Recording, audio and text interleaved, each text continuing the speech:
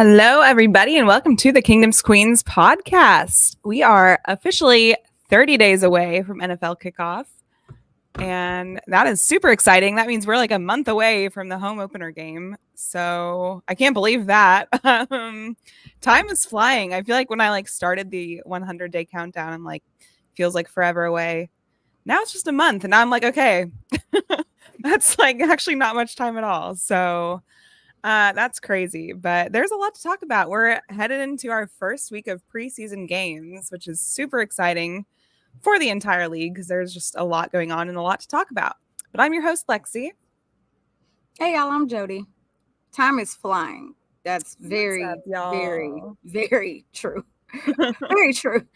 All right, so let's get into it. Around the NFL, there is a whole lot happening right now, and Jesus Christ. It feels like football season. Let's just say that. Yes. It feels like football season. There's so much going on. I feel like the most drama that has been happening that I feel like has been talked about every 5 to 3 minutes is Brandon Aiyuk. Yeah. I cannot deal with another Brandon Aiyuk tweet or post or anything. I can't. I don't want to. I can't deal with it. So it's a lot happening with the 49ers right now. Of course, coming off of a Super Bowl loss, trying to get back to the Super Bowl next year. They're a very stacked team. George Kittle, Brandon Aiyuk, maybe.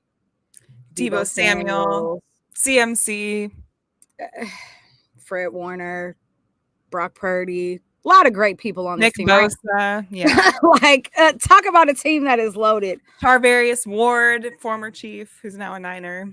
Yeah, it's a lot going on there. So, yeah. Basically, long story short, Brandon Aiyuk wants to be a number one wide receiver. Number one wide receiver is not going to happen on the 49ers because there's no way they're going to pay that man that, especially when you have that many weapons.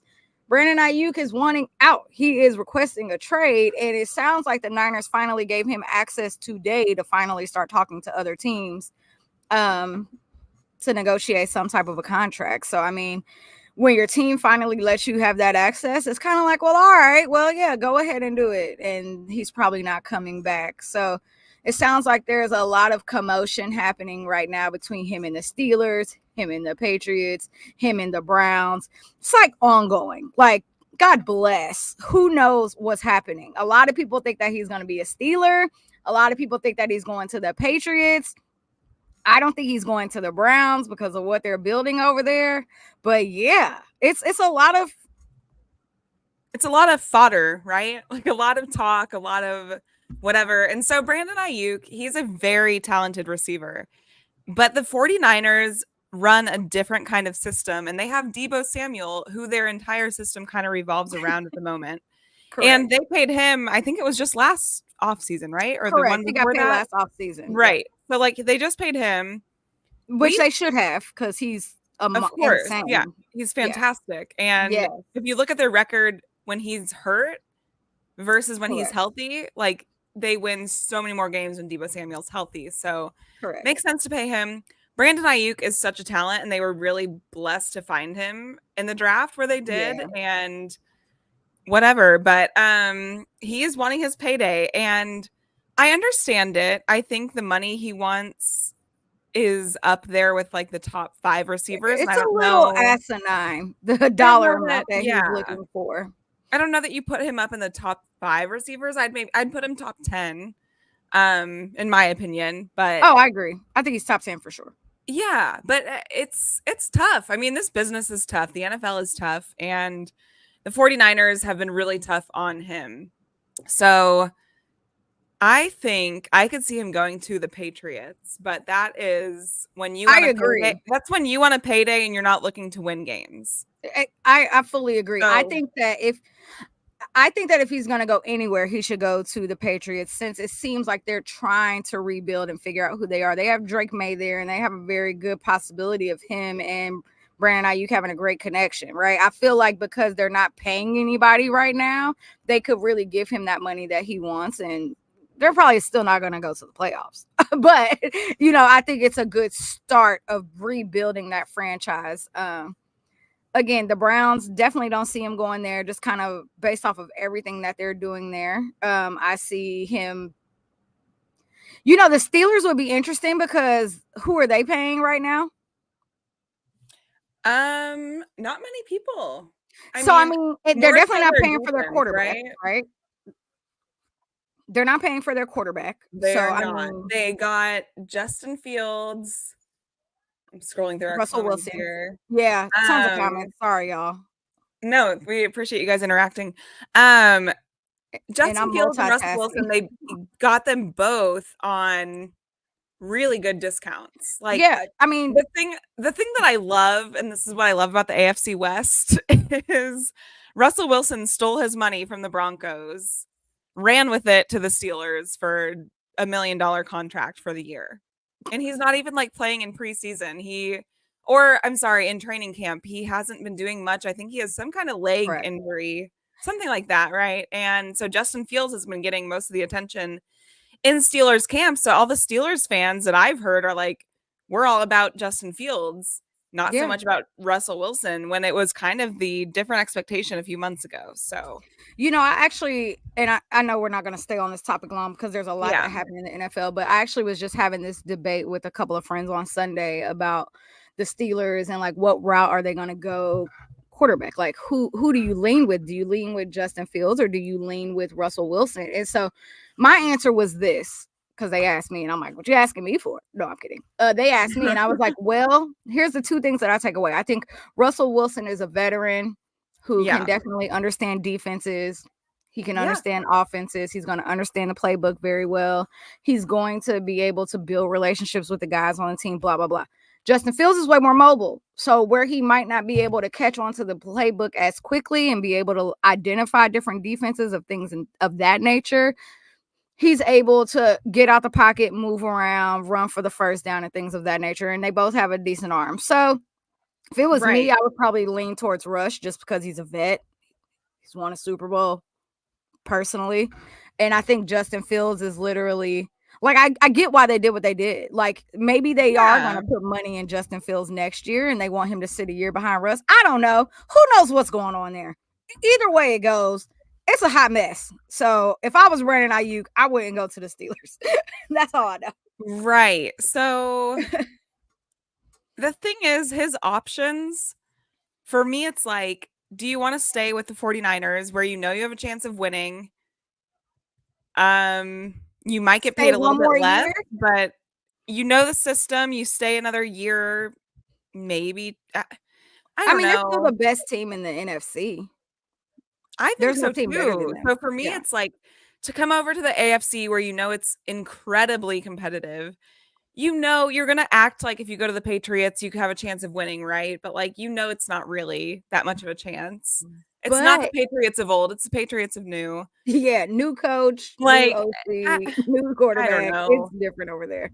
But then it's like, what if Brandon Aiyuk does stay with the Niners for one more year and then he gets hurt or something this year? I mean, after watching Hard Knocks last season, I was just incredibly surprised by how beat up everybody was on that team last season. Now, again, I'm not naive and I understand that this happens for all teams every year, right? But seeing the amount of injuries that they were going through and him having to step in and play that role, especially when Debo was out, it's like, do you want to put your body at that type of risk again if he does get another injury this season, and then that drops your stock of possibly going out and getting that 25 plus million that you think that you deserve every year? So I don't know. Let's talk about the AFC a little bit though. Tough. Let's talk about the AFC West a little bit because it's a hot mess over there. I mean, I know that we're in over there, we're a part of over there. We are, but not really. Is over here. We're over here. We're good. Our sugar's sweet. The other teams, Lord. We don't even. Where you want to start? You want to start with the Chargers or the Broncos? Because they're both very serious. Let's start with the Chargers. The Chargers are a very unserious football team. I just want to start there. But they had some really tough news this week with Justin Herbert. It was said that he has plantar fasciitis. Plantar fasciitis. Plantar. God bless. Well, and so I learned today he's going to be out for a few weeks, Yeah. probably including week 1. Now, to look at the schedule is to know that the Chiefs play the Chargers week 4. So there is a very high possibility that he will be back. But this type of foot injury is not. Hi, thank you. This type of foot injury is something that really sticks with you throughout the whole entire season. So don't laugh at me, Lindsay. So them resting him for the rest of training camp and probably sitting him out week 1. I believe their week 1 and their week 2 schedules are a little lighter. Like I think week 2 is the they play the Raiders. Raiders week 1. Yeah, and I think like week 2 is like the Panthers or the Bears. So I think like if they wanted to give him that additional week to be off, they do have an early bye. I think they have a week 6 bye this year too. So it's like they do play the Panthers week 2. Yeah, so they have the Steelers and then us. Right. So I mean, there's some teams there who I don't know what the Chargers are going to do.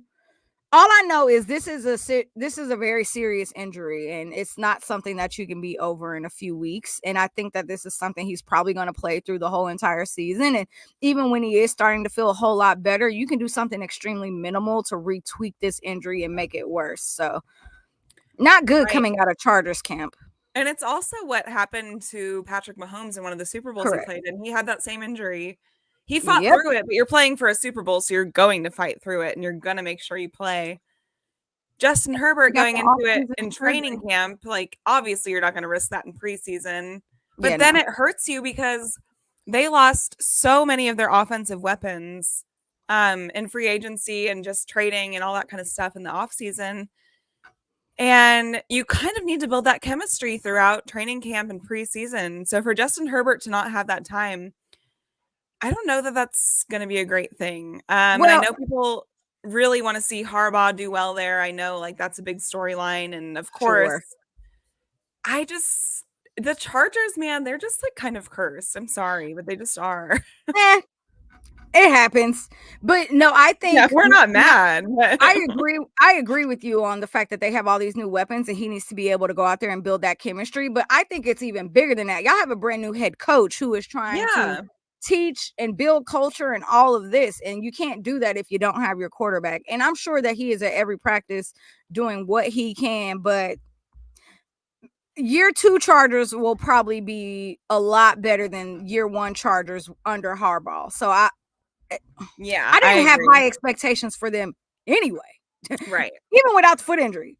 I didn't have high expectations. I mean, it just kind of goes that way with a new coach anyway. Like you don't really everyone's like, oh, I think they'll be a lot better. And I agree. I think he's a way better coach than Staley, and OC. Coach and OC. But yeah, I mean, it's going to take time. And then if you don't have your quarterback practicing at the beginning of the season, that's a lot. That's a lot to be out on. So sorry, guys. The Broncos. Let's talk about the Broncos. The Donkeys. Very unserious franchise. So if you guys saw today on social media, I don't remember which reporter it was. They reported that, what's his name? Jared Stidham? Is his name Jared? Yeah. Jared Stidham. Okay, I couldn't remember his first name. Yeah. He is going to be QB1. Yep. That is what they have said.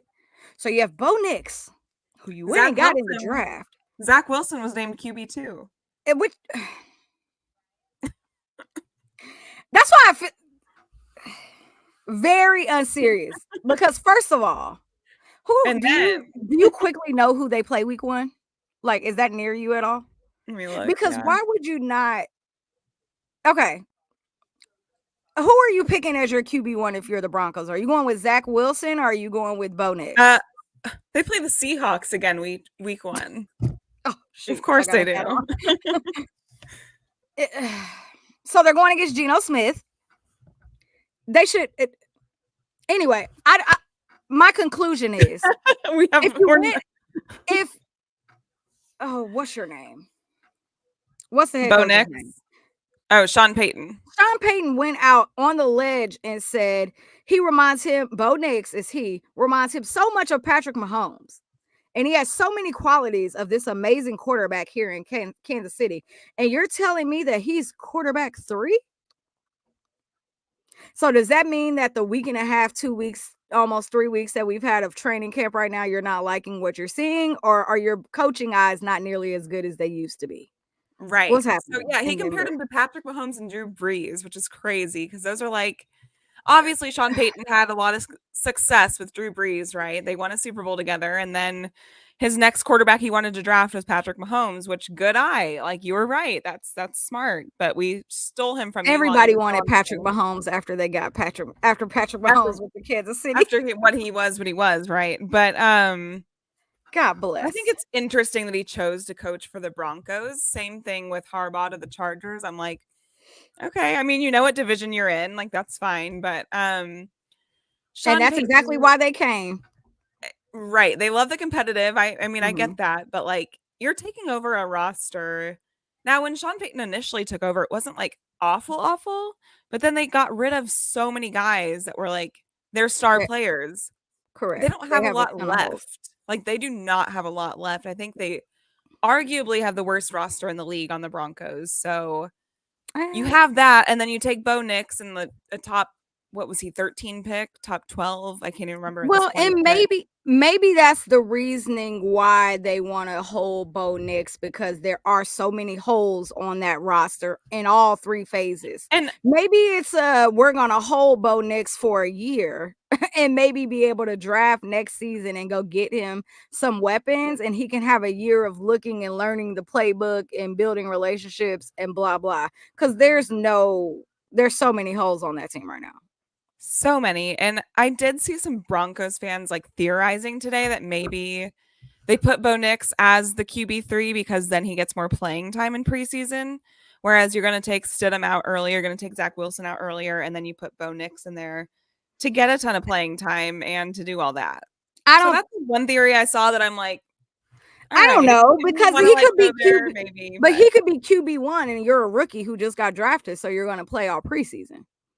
yeah, I mean, we saw that last year with CJ Stroud and Bryce Young. They were both right, QB1 and played through preseason. So why yeah. does So why does it make it any coaching is I don't know. important. I think if you Sean guys learn Payton, anything from me this season is that I'm going to probably say coaching is important a lot. it is, and there's a big reason these other teams in the AFC West are not winning, and so we'll see how Harbaugh does. Sean Payton hasn't showed us much of No, all of anything, so we'll just see. And you can also wait. Pierce. I mean, the Raiders are. We haven't. There's not much news on the Raiders. Like New head coach.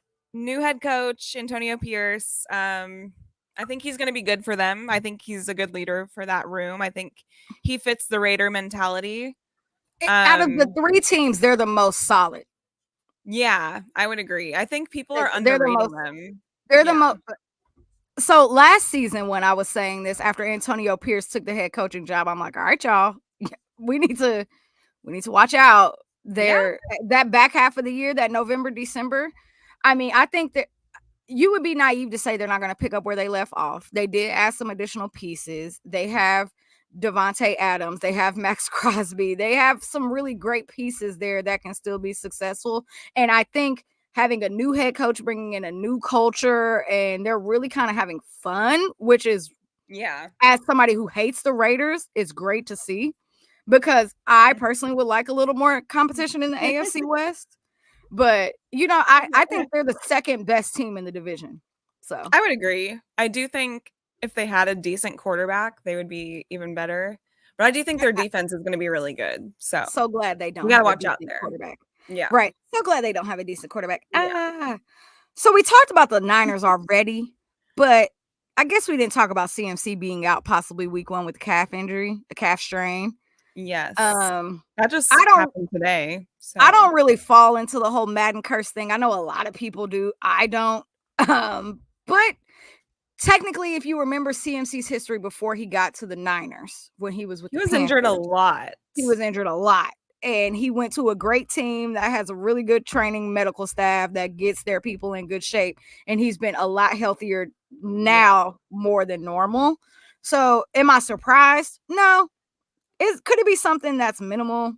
And they're just like, it's training camp and we already know what you can do for us. We don't need to see you until week 1. Could be. So who knows what's really going there. Yeah. Not much to say about that, but yeah, it's a bummer. He'll be injured. He's out for camp pretty much and for preseason, and then they hope to get him back week 1. And for like everyone's fantasy I'm sure he'll purposes, be I hope back. I hope he's back. They do have Cody Schrader, right? Nope.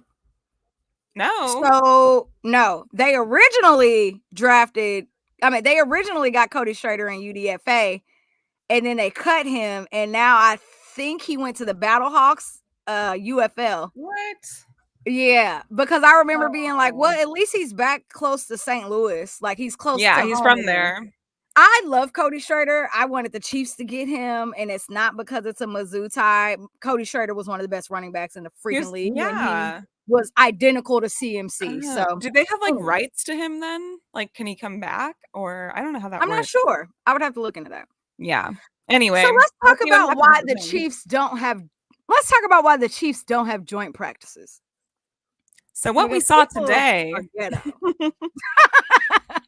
So the Giants, the New York Giants and the Detroit Lions they have their first actual preseason game on Thursday. Yeah, Thursday against each other.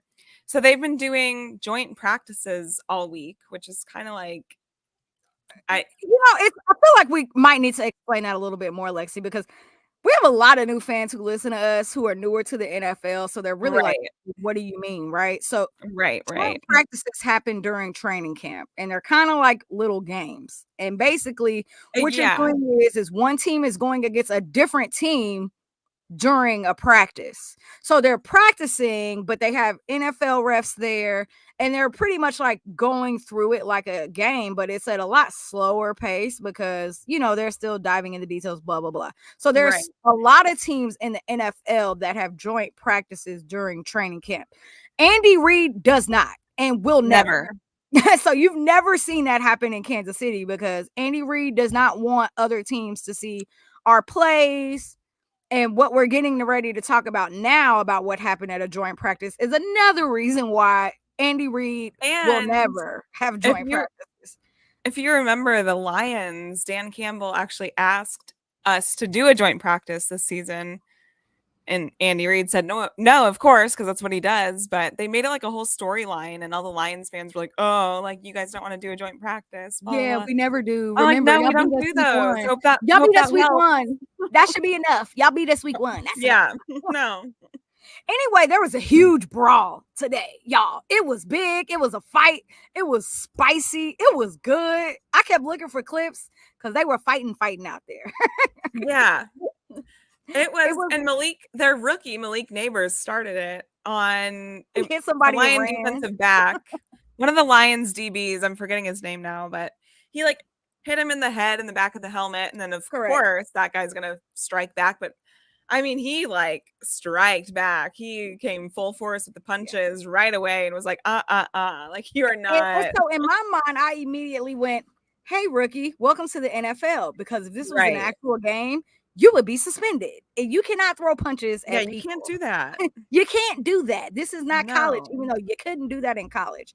So joint practices are happening around the NFL. They're spicy. And I will say, like, fights definitely happen during training camp. And we'll talk about Chiefs training camp in a little bit. But, like, little tussles happen, and that's expected. Yeah. Like, they're ready to actually go out there and play football.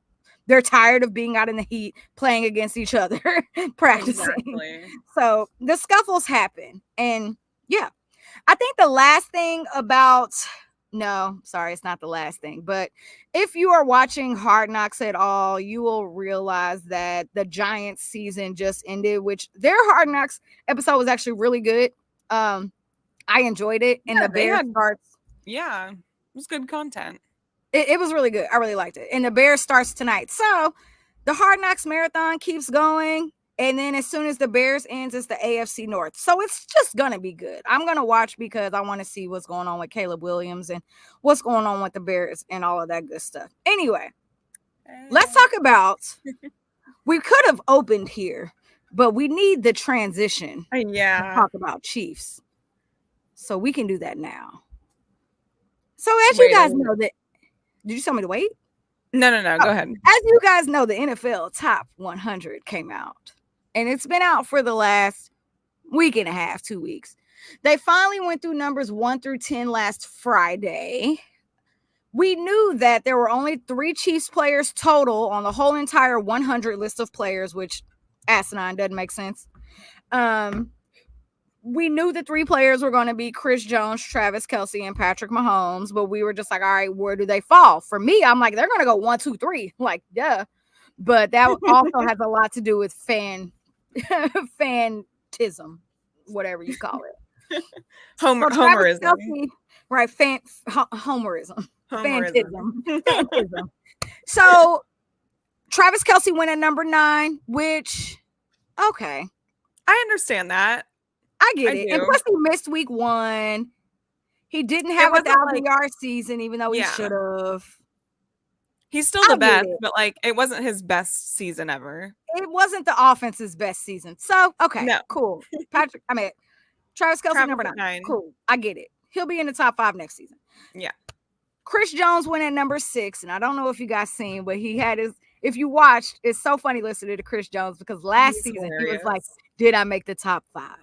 And he was so angry about not making the top 5 last season. So he kind of carried that on going into this season. He's like, all right, did I make the top 5? And they're like, no. And he's like, what do you mean I didn't make? Whole long tangent. And then he started counting. Chris Jones went at number 6, which I'm also not mad about this. No, 6 I think is amazing for him. Especially because Myles Garrett went number 5. He beat out TJ Watt, which people were mad about. I don't know why. I don't either, but Steelers fans were mad. He's better than him. Sorry. People are mad about everything all the time. So anyway. They'll be all right. Myles Garrett went at number 1, which makes sense because him and Chris Jones play the same position. For a lot of people don't know, he plays on the Browns defense, and the Browns have one of the best defenses like year after year after year after year. Like it's sick how good they are. And I think he was like voted the best defensive player of the year this year with the SBs, right? Yeah, he was. So it makes sense. Yeah. Myles Garrett, yeah, he was. Yeah. He was voted that. So here's where all the drama comes from. Patrick Mahomes goes at number 4. 2-time, back-to-back Super Bowl champion. And before we get into the conversation, we're going to rattle through it. Patrick Mahomes at number 4. Christian McCaffrey, who plays for the Niners. He's a running back. He went at number 3. Lamar Jackson. Let me start over. Christian McCaffrey, who plays for the Niners, who's a running back, who the Chiefs beat in the Super Bowl, went at number 4. Lamar Jackson, the quarterback for the Baltimore Ravens, who the Chiefs beat in the AFC Championship, went at number 2. And number 1 went to Tyreek Hill, the wide receiver for the Miami Dolphins, who the Chiefs beat in the AFC divisional round. So. No, wild card. My bad. I couldn't remember what game it was. I knew it was the first one. It was cold. My brain's still cold. So Patrick Mahomes went at number 4, and the 3 people ahead of him, he beat them all during the playoff run. Not last year, during the playoff run last year. Correct. I have nothing to say. I'm like, yeah, there's really not a lot to say. So, okay. The disrespect. I just want to start with watching this live, and I'm watching and I'm like, oh my God, Chris Jones got 6. That's amazing. Like, love that. He deserves it, right? Mm-hmm. Was it Myles Garrett or Trent Williams that went next? Myles Garrett went at 5. Myles Garrett? Okay. Yeah, because he was whatever. Chris Expected. Jones. Yeah. Yeah. Then I'm like thinking, I'm literally expecting Tyreek Hill to be next. And then they pan to Patrick Mahomes. And I'm like, my jaw dropped. I was very unserious. No. I was like, you've got to be kidding me. You've got to be kidding. 4th? Now, you're saying there's 3 people better in the NFL better than Patrick Mahomes.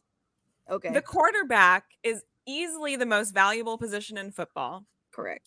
You're also telling me there's another quarterback, an entire quarterback you would take ahead of him? Correct. And a quarterback that's never beaten him in the playoffs ever. He's beaten him 1 time in the regular seasons. And all the times they've faced each other. Now, I understand they face each other's defenses, right? Chiefs defense was terrible. Ravens have had a great defense. Lamar Jackson had 24 passing touchdowns and 3,600 passing yards last year. Patrick Mahomes in his down year had what 4,200 passing yards and 27 touchdowns. Correct. You know, it's funny because well, okay, hang on. I understand that Lamar was the MVP of the season. He was fantastic through the first 10 whatever games. He was fantastic. But his team helped him a lot, and his defense helped him a lot. And arguably throughout the regular season, the Ravens had the best defense. So that's going to help you win MVP because you're going to be winning games. And at that time, the best quarterbacks in the league were struggling. And they vote on this award in like November or December, which is dumb because you're saying it's for the whole entire year. So when you're doing that, they need to be voting on this in February and March. They could literally do this in January. So that's when you need to be doing this award. Correct. Well, I have a lot to say about this, but Lamar Jackson has now been ahead of Patrick Mahomes twice. This is the second time in the top 100 that he's been ahead of him. Cool. And I also realize that this is a player vote. And I also realize that the NFL gives these players a list of 20 people at a time and say, who do you think falls best in here? I get it. It's very calculated how they're doing what they're doing. And I think it's dumb. I really think they should just stop doing it because it's dumb. Especially when someone said it, you have people like Aaron Rodgers who makes the list, but then you have like a L'Jarius Sneed or a Trent McDuffie who does not make the list. With the best duo last season. Can we add in that Trent McDuffie and L'Jarius Sneed both stopped the best player in the NFL multiple times in regular season and postseason? I mean, all four of them. All three of them. All three of them for sure, but like Tyreek Hill, the best player in the league, they didn't let him rap against us. And then L'Jarius Sneed and Trent McDuffie get sniped. They're snubbed from the list. So there's a few things I have to say about this list. I feel like whoever the NFL social media people are who are creating this, because it can't be anybody more serious than that, who are giving these lists to these players and saying you need to do this. I feel like they really need to do a better job at watching football, because there are a lot of people, not even just Chiefs players, who were left off of the list who should definitely be on the list. I feel like these players who are filling out this list should also be like, oh, where is such and such? How are you not identifying the dudes y'all are going up against and that are jamming y'all up because y'all are haters? Because what is it? Yeah.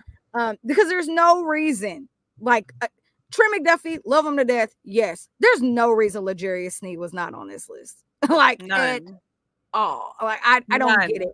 I think there needs to be a stipulation. You have to play at least 50% of the games in the season. I think there's so many things that need to be added to this list. And I don't want to go in on the top 100 list because, again, I think it's very strategic the way that they are doing the things that they're doing. It's become a popularity contest at this point, which is totally fine. But like Patrick Mahomes is the coolest dude in the NFL. So why is he not number one?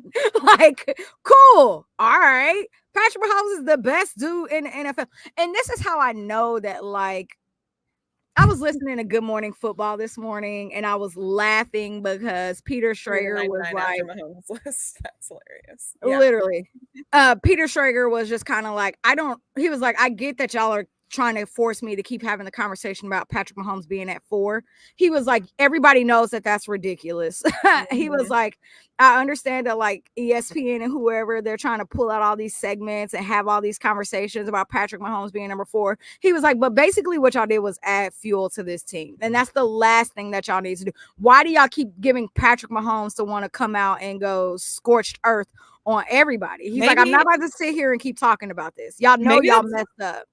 Like, here's a weird theory. Maybe that's what they want. Maybe they were like, Patrick Mahomes wasn't fiery enough last year. Maybe we need to give him more motivation. Did you see all yeah. They were terrible. Maybe we need to give him more motivation because the league is better when Patrick Mahomes is playing scorched earth. But the thing is it was going to be like that before this list came out, because have you seen our freaking receivers? They have been baller. Have I seen them? All training camp. Like it's a little, yeah. Let's go ahead and just get into training. I mean, well, no, we still got Chiefs news. Patrick Mahomes being number 4 is BS. That's all I'm gonna say. But that's all we're gonna say. Look, mic drop here. He is the best player in football. He has earned his number 1 spot. There's no reason to put him at number 4. Lamar Jackson is not better than Patrick Mahomes. I don't care if he played better the first 10 weeks of football. You know that come playoff time, Patrick Mahomes is better. I'm sorry.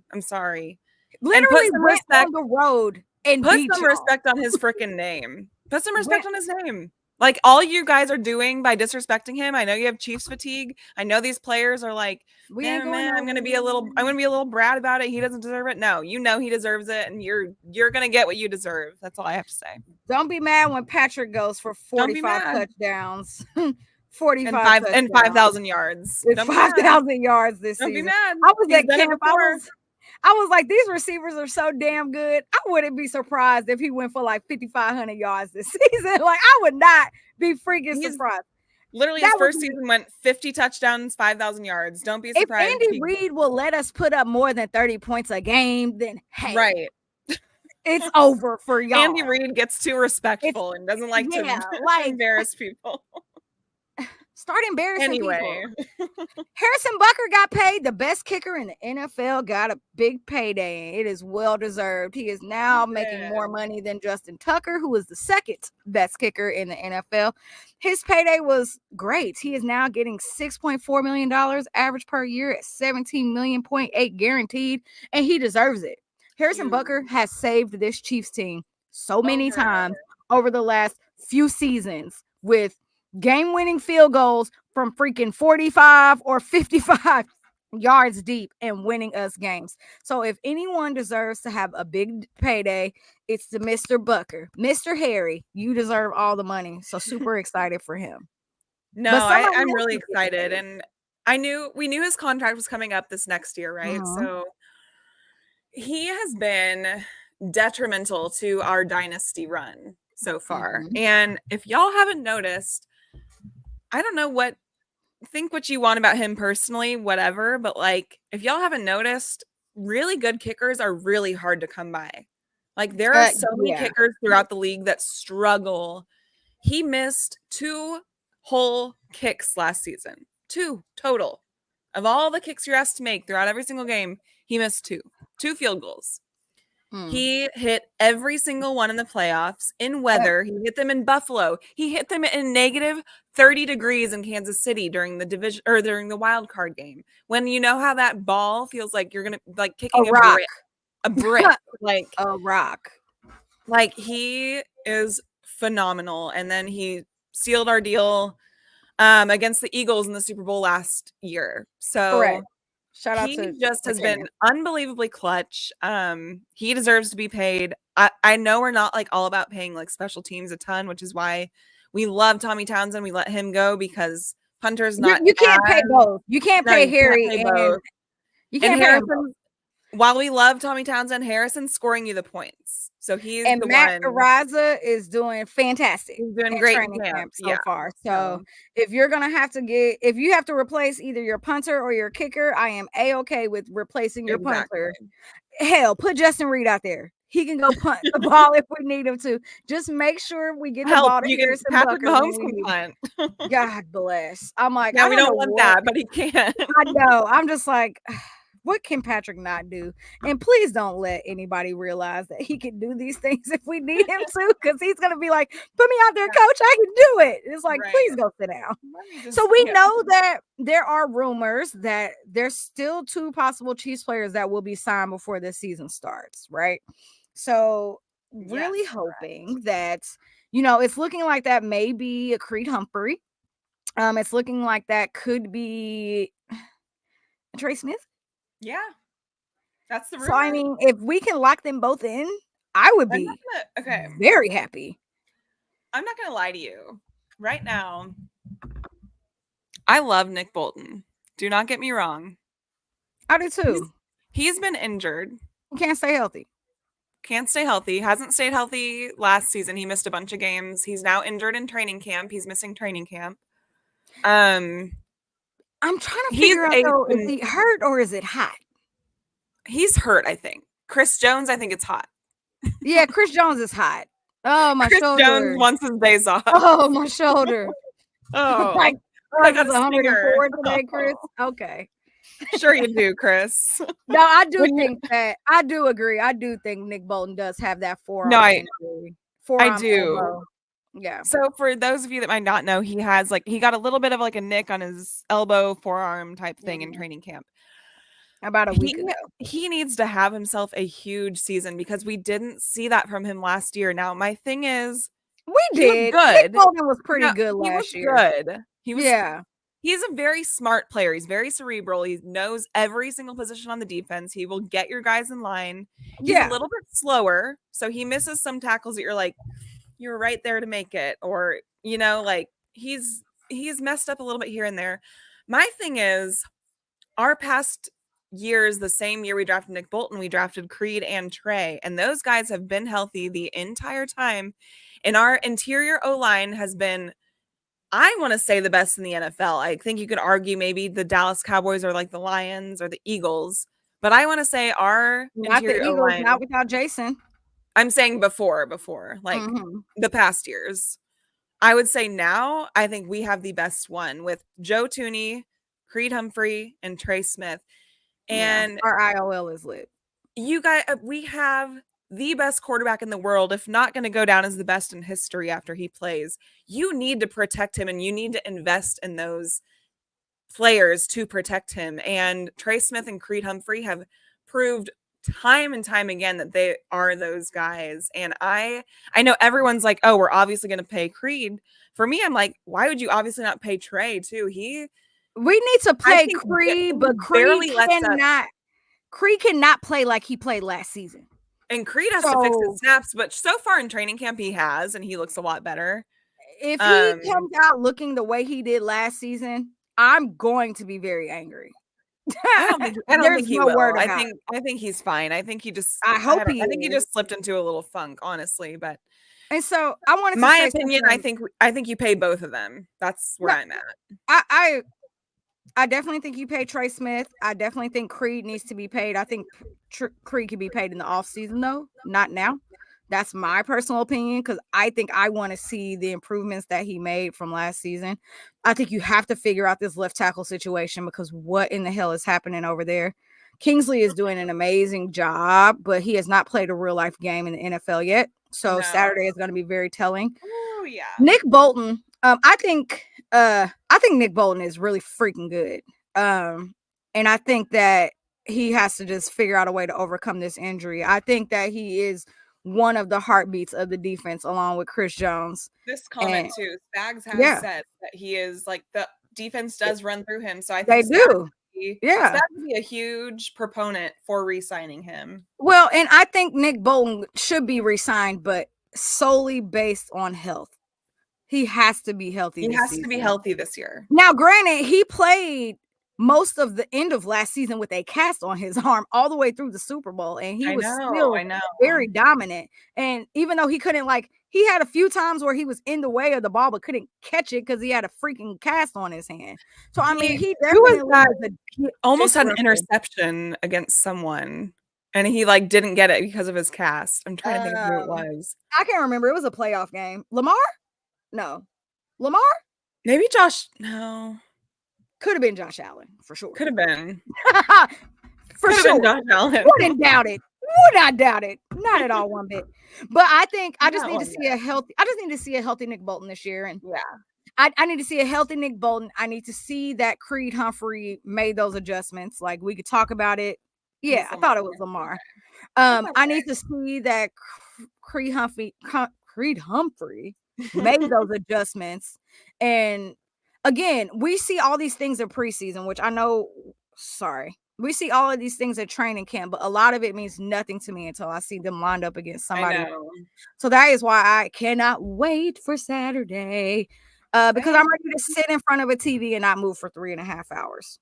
So a lot happened in training camp this week, which, I mean, gonna be honest, I've been out there a few days. It all looks the same. After a while, that's what it's supposed to be. It's supposed to be creating routine, creating habit. Yeah, great. You're supposed to be. I think everybody is seeing that Isaiah Pacheco versus George Karloff. No, Drew. Drew Tranquil has been the best freaking matchup in training camp, which, not a lie, those two have been going at it. And I love to see it because that is why they are both the best of the best. The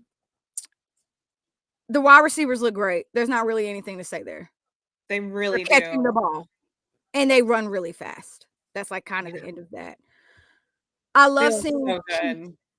They look good. Like, I actually don't have to see them anymore because I'm sold already. Like, I'm sold. And the thing is, like, I remember going last season and I was talking with friends afterwards and we were just like, there was such a disconnection on the deep ball last season in training camp. Yeah. That I was like, this is going to be a real test of Mahomes' skill set because these receivers are not doing what they need to do, even in training camp. No. It just wasn't there. And that's because you had, I'm sorry, but MVS running the deep route and you had, that was pretty much it. Like, I do want to speak very, very highly of Carson Wentz right now. Yes. Because Carson Wentz is great. But the work that he is able to have with the receivers still is so good. It's like the receivers are not necessarily losing a beat going from the first string to the second and third string with Carson. So it's like Pat can be out here with them. He can run these routes, do these deep balls, blah, blah, blah, and everything look cohesive and sync. And then Carson can step in and do the exact same thing with the exact same receivers, and it's flowing like poetry. So I will say I love the fact that Carson Wentz can come here. He knows how to run out the pocket. He knows how to he knows how to throw the deep ball. He knows how to break down the defense. That transition from QB1 to QB2 is probably the best I've ever seen. And it's really helping our second and third and fourth string guys be good when they're playing just the different rotations with them. And I will say, like, it's nice to see, like I said, it's nice to see Kingsley getting those reps at LT1. Like, that's really good to see, especially when you're going against the first string defense. When you're going against where you have Chris Jones and George Karlaftis and FAU and they are not letting up. And FAU has been looking great this training camp. So I can't wait to see how that transitions to shout out Tom Bahali for training with our guys. God bless Tom Bahali. I love Who else needs to come? What other veteran needs to come out and be with these dudes? Which they are. They've been at a lot of practices. We've seen Derek Johnson. He came out a few weeks or like last week. We saw Trent Green. Trent Green came out today, which was cool. Oh, I didn't see that. So I love having these vets that come back, and then the controversial one is not a vet, but an old coach of a enemy, John Gruden. Like, why are you here? I know why you're here. But why? Please go away. Andy's. Did you hear his answer? No. He was like, he loves football. I go way back with him 30 years. Like, he's just here to observe and blah, blah, blah. I'm like, okay. Yeah. Okay, whatever. But yeah, I think Carson Wentz could easily be a starter somewhere. So to have him as our backup, I think it's going to be Denver today. Right. I think and Raiders too. He could start on 2 teams in the AFC West easily. That's just a few to name. But I think having him as our backup, I think is huge. I think it's going to be good for his own career. I think like showing what he can do. I'm really excited to have him as our backup. He's like, I'll come here and do whatever you need me to do, Pat and Andy. Let's get this ring. Yeah. What you need me to do? I can do what I would not be surprised if like we barely saw Carson Wentz in preseason. Like, I know. I'm wondering how that's going to go. I think we'll see him a lot Carson week Wentz 1. might play 1 quarter. I think week 1 we'll see him. Yeah. And that's it. Well, yeah. We might not see much of him. I think week 1, we'll get into it too, but I think we're going to see, I think we'll see like a drive or 2 from Mahomes. I think that's about it with your starters. Then I think you see Carson He's going to Wentz. throw the ball to So for fun fact, for those of you who are going to training camp to watch training camp, when the first team offense goes out there, and I'm telling you this because at this point I've now seen this 9 times, Patrick always throws the ball to Travis Kelce first. Every single time. every Yeah. single time in training It's his camp. And favorite then they'll go target. off, and then the second team will come in, and then the third team will come in, Yeah. and then the first team will come out. And what does he do? Throws the ball, Travis Kelce, the first time, every single time. So It's like I've learned he's when like, I'm getting let me make content, sure I'm like, he'll oh shoot. I'm getting content. I'm like, oh shoot, the first team's out. He's about to throw it to Travis. I've learned this now because that's what he does. literally they're like ball and chain. Patrick's like, let me make sure the old ball and chain still works. All right, we're Literally. good. Like, You got to entertain the crowd. All right. Go back over there now. Let's give the ball to Isaiah Pacheco. all right, let's try some other things. Yeah. And I will say, we talked about this on Sunday when I was just out at camp. Eric Bieniemy, you still kind of feel his presence. Like when the running backs or the receivers are completing a pass or completing a catch, they run to the end zone every single time. It doesn't matter where they are on the field. So like most players will like stop once they get the ball, and they might run a couple yards and be done. No, this team, they run to the end zone every single time, and that was definitely something that was instilled in them from Coach EB. So it's still good to kind of see that tradition is still carrying on even though he's gone. Right. Love EB. Where we at? Love him. Well, There's should we get into let's talk about what we want to see in preseason? Like what we want to let's go there because that'll last a minute. Super excited. Chiefs' first preseason game this Saturday, 6 p.m. Central Standard Time in Jacksonville. It is going to be so hot. I pray that they are hydrating now. It is going to be so hot in Jacksonville for them. But this is going to be some. I mean, do we really see a rep from Chris Jones this week? Do we see a rep? I think you're going to see him on like one rep. I think one. It's so hot down there. I feel like I need to. Hey, Siri. What's the weather in Jacksonville this week? Well, they just had a freaking hurricane that went through. Oh, sorry. I probably interrupted your Siri. Oh, she said it's currently raining and 78 degrees. Oh, there you go. Oh, that's not too bad. Okay, hold on. It's pulling up. Oh, it's supposed to be raining. Oh, it's like thunderstorm on Saturday in 94. If it's a thunderstorm, I don't want to see any of the ones. Don't put them out there. Yeah. If it's storming, I don't want to see. Now, I don't want to. Listen, I love bad weather in regular season, but I don't want my guys going out there in preseason in bad weather. No, I don't want to see them at all. And it says thunderstorm, Lexi. Thursday, it rains today. Okay, 60% chance of rain today, 75 tomorrow, and it drops to 40. But it technically says rain till Sunday night. Wow. So it's rain every day down there. So I don't want to see the ones. Yeah, I don't trust I'm good. I'm cool. They don't got. They can hang out on the sidelines. They don't have to do much. But what Andy's gonna do if it's bad? I don't know. So again, how much of Carson Wentz are we gonna see? I think he'll play. I definitely think he'll play a quarter. Definitely. I think he'll play a quarter. I'm very interested to see. So, like, this is another one of those games. Like, I don't got to see Isaiah Pacheco at running back. Like, I know what he can do. Yeah, but we're really trying to figure out that running back, halfback role right now. Fullback, halfback, running back. They're all the same thing. We're trying to figure out that role right now. So it's like, right. I think we'll see a lot of Carson still. I think we'll see a lot of LRZ, especially because I think he's a piece on this team and he is trying to learn. So I think we'll see. Yes, I think we're going to see a ton of both of them. I think we're going to see Deneric Prince. Oh yeah. It's been interesting at running back. I can't remember us having it's been like two solid running backs for a while. A blessing our whole life. And right. And so this year it's like Isaiah Pacheco, obviously running back one. He's earned that spot completely. 1,000,000%. But after that, it's like I think people were expecting Clyde to be RB2. I think he will be.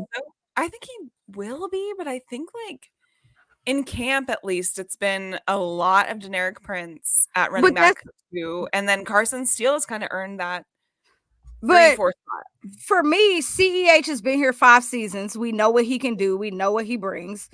Yeah. He has a lot of other things that he's dealing with right now. So I would rather him focus on He making does. himself feel well and feel good.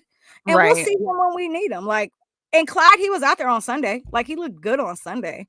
So, I Yeah. mean, I don't think we need to see too much. That's like Chris Jones. You don't need to see a lot from him. You know what And he's for those of you that like might not know, Clyde Edwards-Helaire opened up a lot to the media last weekend. Yeah, we talked about it, I think, Tuesday. Did we last Tuesday? I don't Mhm. remember.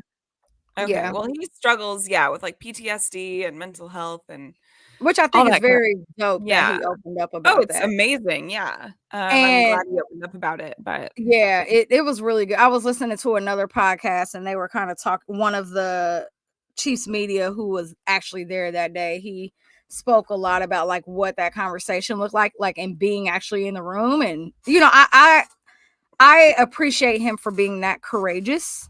And just being able to have that type of Yeah. conversation. So now it's kind of like, all right, well, the world knows what he's dealing with. So if he's not out there, I'm totally fine with that. Like, I know Yeah. he's going to be on this team, and I know that when the time is right, he's going to deliver. Like, hearing the story about how at the Super Bowl, Travis Kelce noticed that something wasn't right with Right. CEH at this last Super Bowl, and he Yeah. said he could tell, like, when your team, for me, I feel like he's built such a great relationship with this team and his teammates. They can learn to identify when he's having a up or a down day. And Yeah. sometimes you just got to be by yourself. And this season is a lot and it can be overwhelming. So I love that they're giving Generic Prince kind of that role, because at the end of the day, we don't have a running back 3 and we need one since McKenna's not back. So Yeah. if that we need means someone to step up. him and Carson still got to step up, Right. totally fine with it. Like, I'm totally fine with it. And Yeah. I will say we've seen a lot more of Generic Prince than Carson Steele, but I think Carson has been really good the moments that he has been out there. So, And he's been earning his snaps. And I mean, even to hear Andy Reid say, like, that's a guy we have our eyes on. Got to see how it goes in games, but he has all the chance in the world to earn a roster spot. So that's I know someone we're gonna talk. I think. Well, I mean, just we had him on our podcast 2 months ago at this point, and we said like he'd be in that fullback role. So Wow, I know, yeah, like almost 2 months. Yeah, he's kind of little though, but yeah, I'm like, he's kind of little, but yeah, I he's think a great. ball of muscle. He's Yeah, I meant short, height. but He's yeah. short. Yeah, I'm like, and that's how I Shorter, feel about Generic Prince, where I think he's great. He's tiny. yeah. Yeah, Let's talk so about the he's tight ends. Yeah, I'm very happy with what I'm seeing from Jared Wiley. He has been looking great at he's camp. fantastic. I don't think the boy from the Bengals is going to make the team. That's how I feel. Irv Smith Jr. I think, in my opinion, so Irv Smith Jr., he was on the Vikings and then he was on the Bengals. Now he's here. I think he didn't really show out on the Bengals last season to where it's like you notice much. I was excited about the addition of him because at that point we hadn't drafted Jared Wiley. Correct. So it was great to get another body. We just had Travis and Noah. What? Yeah, because Jodi was gone. Yeah, Jodi. We lost Jodi Fortson. So at that point, it's like, oh, that's very welcomed. And I still welcome him here. I want to see what he can do in preseason. I think he has to show out in preseason. Can we do this season with 3 tight ends again? Travis, Noah. I think there's a chance we take 4, and that would be him. I'm just saying, do you run 3 tight ends and have 7 receivers? Right. We were talking about this last week. You gotta there's a position that's not gonna be filled if we keep 7 receivers. To keep 7 receivers, that means there is going to be a hole somewhere. You take from somewhere else, yeah. So, where does it come from? I think that's where you just learn so much from preseason and you see what these guys are capable of and you just go from there. There's not much to say until we see it in the actual game setting. Absolutely. Because we see preseason and guys have their moments. There's guys that don't have their moments. And for the first week or 2 that we went, we weren't seeing much of Irv Smith Jr. We were like, where is this guy? And then I felt like I was asking that on Twitter. And then all of a sudden it was like, here he is. And it's like, oh, okay. Ask and you shall receive, right? But I feel like it's because no one was like really talking about him, and now people are like starting to No, pay more and I'm not attention. seeing him at camp. So we'll I see see. Jared Wiley Now, balling. listen, my thing is, and I think this is what Andy Reid said in his presser too. It's like, make this decision hard on us. Make this hard. Well, Like, yeah. we want it to be hard. So, like, I want anyone and everyone to succeed. I want like the best of the best. I want these guys to do well. Everybody. I want them all to do well. I hope they Everybody do. I hope they all do well. But yeah, That's but the goal. The goal y'all is have to to show run it out. back. The goal is to have 3 Super Bowls. Yeah. We're only taking the Yeah. best. Yeah. We're only taking the best. Yeah. And so that's why I'm actually kind of excited to get up to training camp next week, because I want to see what camp looks like after a preseason game. Right. Just because it does feel like it's been such a routine and kind of just getting back on track, and that I want to see the left tackle battle after training camp, after the game, the preseason game, and that's going to show you, it's going to show us what we need to work on, right? Like, we're going to be like, okay, this position's way weaker than we thought, this one's way better than we thought, like, so I'm just really looking forward to that. But I will have my eyes on the defensive line. No Nick Bolton, no Willie Gay. I need to see what's happening with those LBs, the linebackers. I'm really, I think linebacker core is thin. It was thin last year, it's thin again this year. The run stop defense, what is that looking like? Do not have them running all over you, which I think is why you see Isaiah Pacheco and Drew Tranquill going at it. Yeah. That kind of makes me feel a little bit better, because we don't have time to be seeing all these running backs running all the heck over us. So I think that's where my eyes are really going to be. And the corners, we don't know what's going on there. Well, so for me with the defense, it's like we have a lot of really good starters, really, really solid starters, but it's the depth that's worrying me in some of these positions. Now, D-line, not as much, because it's a lot of the same guys from last season. So really with D-line, the guys I'm looking forward to seeing are FAU and his improvements. I want to see more of Neil Farrell and stopping the run, because God knows we need that he's working under Mike Pennell, which I trust Mike, but like, I want to see more of Neil. And then Fabian Lovett, who's had a really good camp so far. Those are my D-line guys I'm like really looking forward to watch. But if you think about it, week 1, we have to go through freaking Derrick Henry and the Ravens, who are going to want blood. Like, depending on how much. Oh, week 1. Yeah. Week 1. But I'm also like, we can lose 6 games and win the Super Bowl. So. Right. But still, I'm like, we got to start somewhere. And I'm just going off that. And what I wouldn't, if we split 1-1 week between, I wouldn't be surprised if we came out of going into week 3 at 1-1. At 1-1, yeah. That'd be fine. And I'd be I fine think with that. Fine.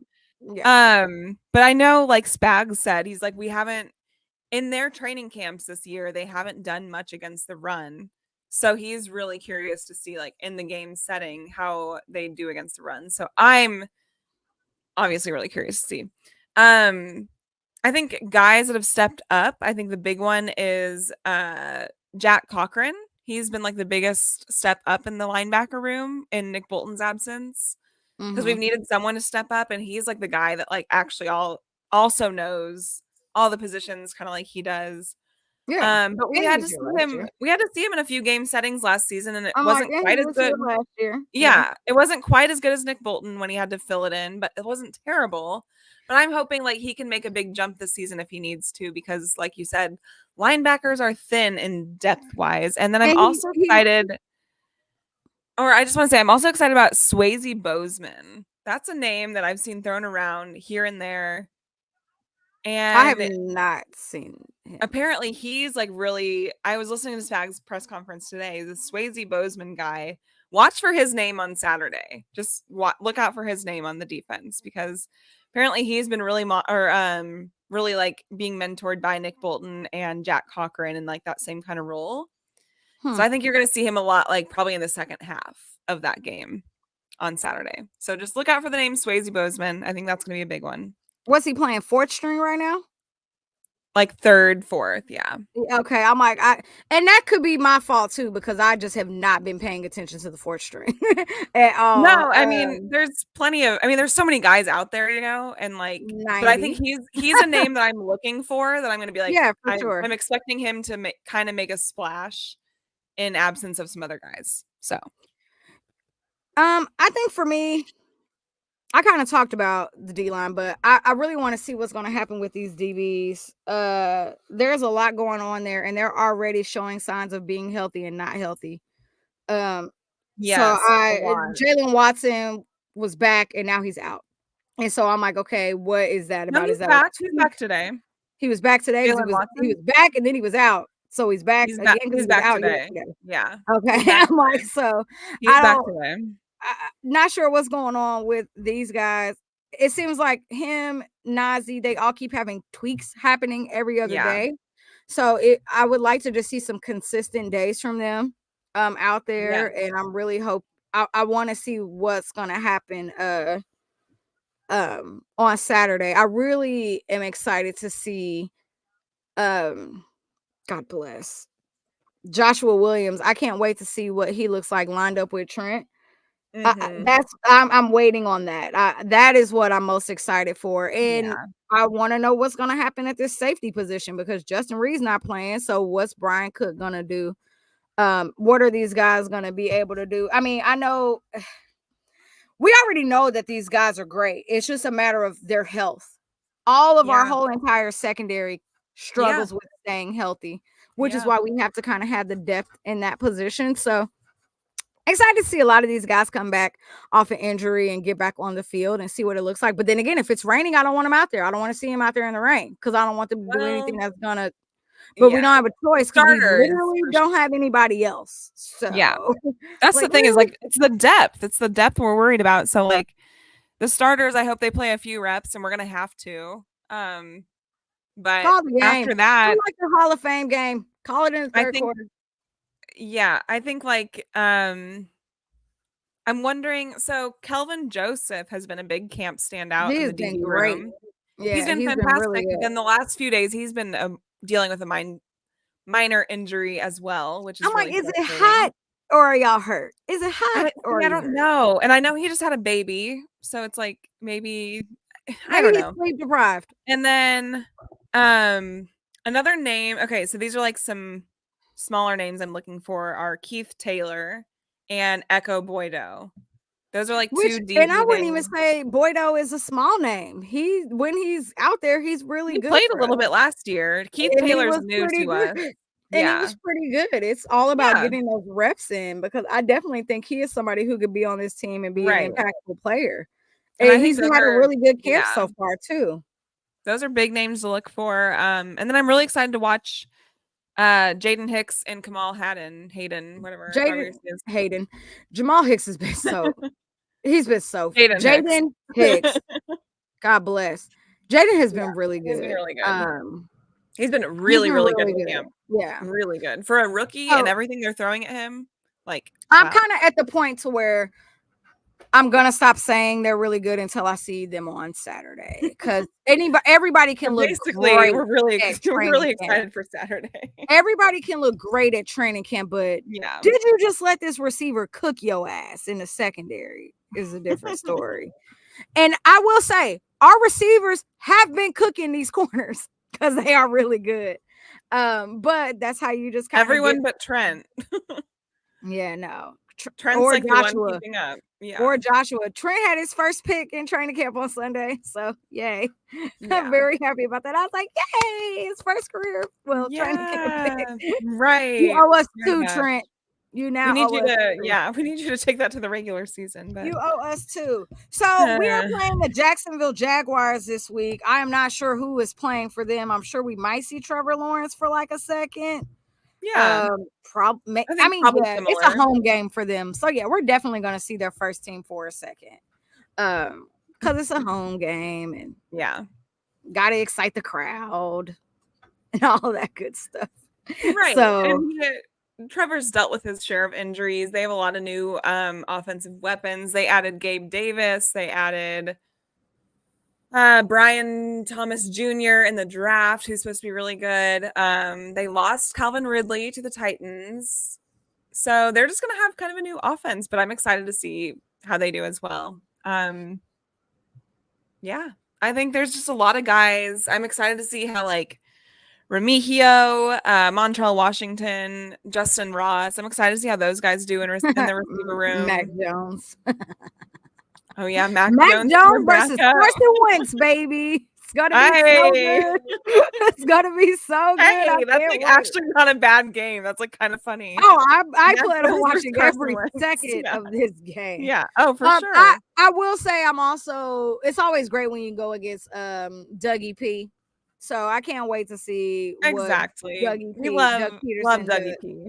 Yeah. What he does against the Chiefs. Because we usually play each other very good. If you remember last season when we played them, was that last year we went to Germany? God, no, it wasn't them. No, last year? No, we played them at home. We played them in their home last year. Can't remember. I thought we played them not in Dolphins. Well, we played them last season and it was a pretty good game. So yeah, another Florida. We played them week 2 last year in Jacksonville, and it was a close game. We won. It was a good game. They definitely almost had our number. So yeah, it was it's a good game. They're a good team. So they have a good defense. Doug Peterson under the Andy Reid tree. So he's always going to be able to bring something that's going to catch us off guard or anything of that nature. I think this is like a perfect week. Absolutely. Week 1 preseason game. I think it's perfect. Yeah. I agree. I can't wait. Who is one person you're looking to surprise you in this game? In this preseason game? Mm-hmm.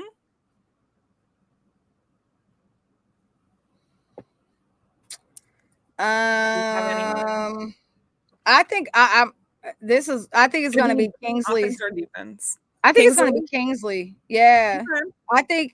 I think he's going to, from what I've seen, he's been really good.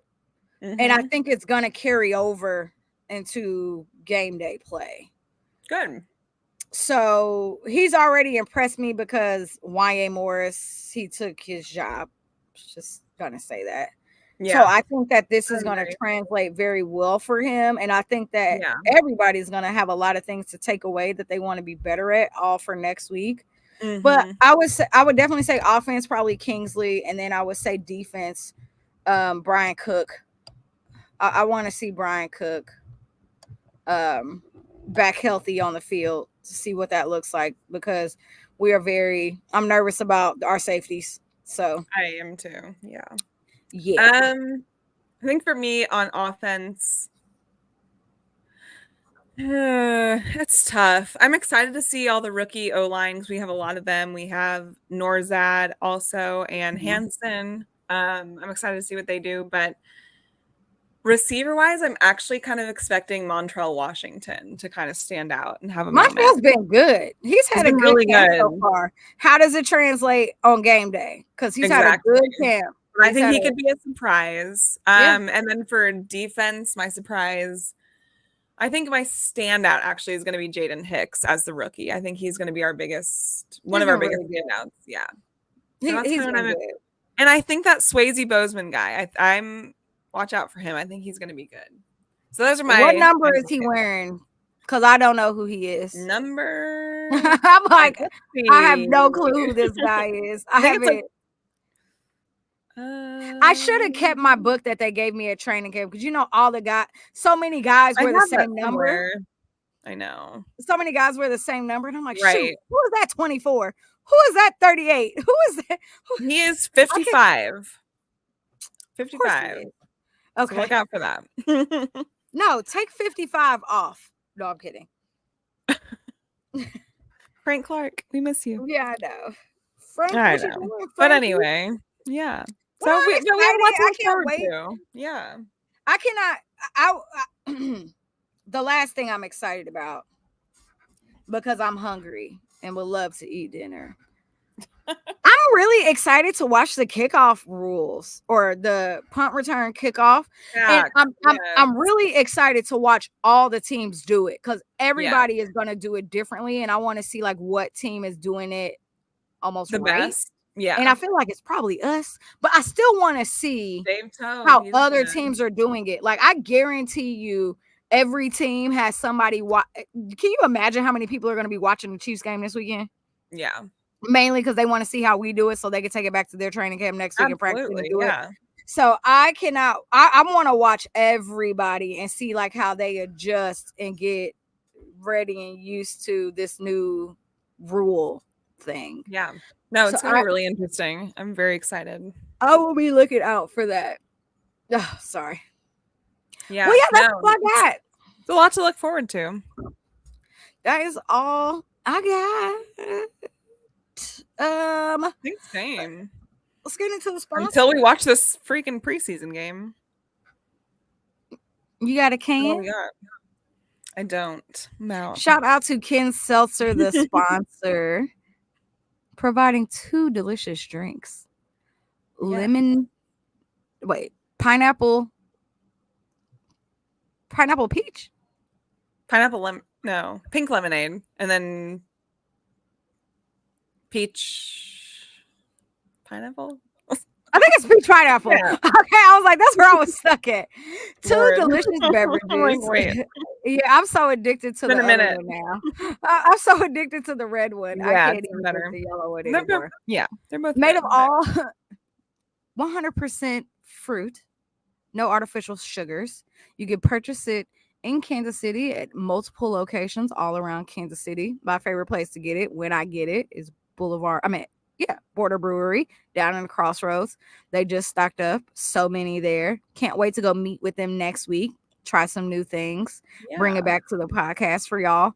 But yeah, we will be having giveaways once we get closer to season starting to get you guys ready for your tailgates. Yeah. Can't wait. We're having a big tailgate ourselves and can't wait to get out there. And we definitely will have us some Ken Seltzer because it's going to be 100 degrees at that home opener. God bless. We don't know yet, but it's gonna be 90-ish. Promising. As long as I'm fine with 90 as long as it's not raining. Listen, what if we get a day like today where it's like 70 degrees? I would be so happy as long as it's not raining. Yeah, I don't care. I'm like, I don't care what it is.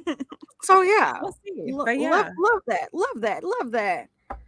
We will not see you next Tuesday. I'm going to be in Mexico. We'll see you next Wednesday. I'm also trying to figure out how to freaking watch this preseason game from Mexico. So we'll see how that goes. If not, I'll watch it when I get home. We will see you either next Wednesday or Thursday. Not 100% sure on what that date will be. But we will be recapping what this game looked like. How people looked. If they looked good. If they looked bad. We will have all of that. Might have some Brandon Aiyuk news. Who knows? Some other random NFL news. We never know what's going to happen. I'm sure there will be. I'm 1,000% positive that there will be some more. There's going to be injuries. There's going to be stuff we don't want to hear. There's going to be all kinds of stuff. It's going to be a fight. It's going to be everything. So excited, and we cannot wait to see you next week. I know it says Tuesday. Please make sure that if you have not, you've subscribed to us on YouTube. We are growing that channel at a rapid rate, and it is so cool to see. So we are growing. Please subscribe to our YouTube channel if you have not yet. Make sure you are following us on Twitter, on Instagram, on Apple, on Spotify. Our listens have been rolling on Spotify and Apple too. It's like y'all actually listen to us outside of here, and that is amazing. So thank y'all. You can listen there. Thank y'all for coming out and hanging with us every single week. We are back now every week talking Chiefs football and just NFL. So again, if you have not, make sure you're following Lexi at Lexi Osborne, Jodi at It's Jodi Newsome, Kingdom Queens at The Kingdoms S Queens S. And we'll see y'all next week. Yeah. Bye, y'all. Love y'all. Bye, you lovely people.